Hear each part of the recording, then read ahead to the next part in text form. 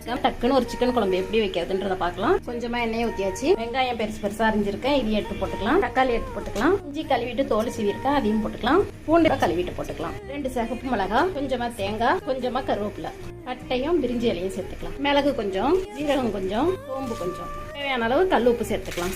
சேர்த்துட்டு நான் அடுப்பே பற்ற வைக்க போறேன். இப்போ நல்லா வதக்கிக்கலாம். நல்லா வதக்கியாச்சு. ஆற வச்சுட்டு மிக்சியில் அரைச்சிடலாம். நல்லா சூப்பரா அரைச்சாச்சு.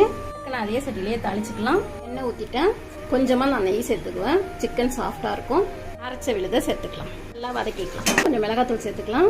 போது சேர்த்துருக்கோம். டேஸ்ட் பார்த்துட்டு கொஞ்சமாக சேர்த்துக்கலாம். சோம்புத்தூள் கொஞ்சம், மிளகுத்தூள், சிக்கன் 65 மசாலா, கரம் மசாலா, கொஞ்சமாக தயிர், எல்லாத்தையும் நல்லா கலந்துக்கலாம். கிளி வச்ச சிக்கனையுமே சேர்த்துக்கலாம். கன்னி குழம்பு மாதிரி வேணும்னா கொஞ்சம் தண்ணி நிறையவே சேர்த்துக்கலாம். கிரேவி மாதிரி வேணும்னா திக்காவே சேர்த்துக்கலாம். இப்படியே சிம்மில் மூடி வச்சு ஒரு 20 நிமிஷத்துலேயே சூப்பராக வெந்துடும் கறி.